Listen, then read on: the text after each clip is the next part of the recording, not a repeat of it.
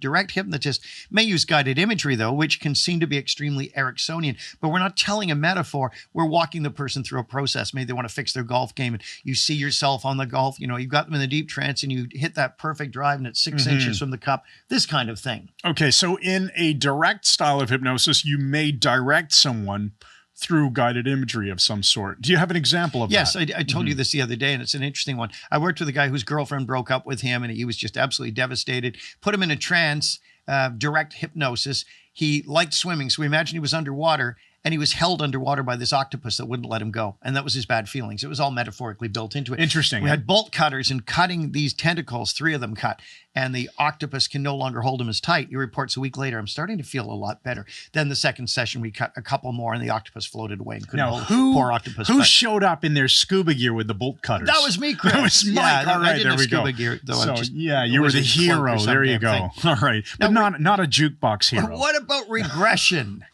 Okay, what about role regression? So standard age regression comes from the model of direct hypnosis. In fact, we have a playlist on YouTube all about direct regression, age regression methods. Now, there's a different ways of looking at this. I mean, there's a sense that when you think back to a pleasant memory and get a pleasant sense from it, you are regressing to a degree. But we're talking about trance regression, where and we know the person's not going in a freaking time machine. So don't write those emails because we won't read them. Go back to that time right now. Be there in that classroom, whatever it was. Yeah.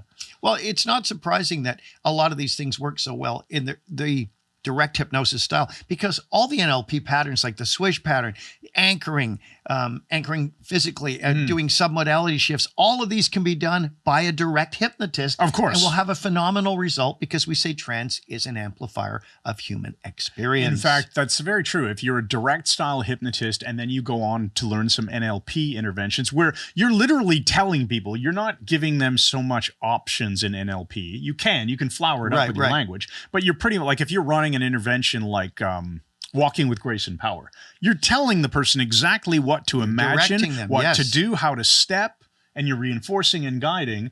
Whereas if you come at it from an Ericksonian angle, you might just flower up the pre-talk a bit. I don't know.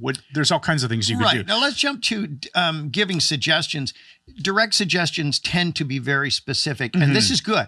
Even the most dyed-in-the-wool Ericksonian, when they have somebody in a very deep trance, you'll often hear them using very direct suggestions, and your suggestion should be repeated in different words. We don't believe this nonsense that you just have to say it 15 times. You're going deeper now. You're going deeper now. You're going deeper now. Your problems are gone. Your problems are gone 15 times or whatever, 3 times. Say it in different ways. Person has insomnia, and you'll sleep well through the night tonight. Your sleep will be deep and refreshing. You'll have wonderful, pleasant dreams. You'll wake up in the morning feeling totally refreshed. You're saying the same stuff. They're going to have a good night's sleep, but you're saying it multiple different ways. So you're repeating it, but in different ways. One of them will hit, maybe all of them, and they're very simple. You're always stating these suggestions in the positive. You're telling the person what will happen, not what won't happen. That makes perfect sense.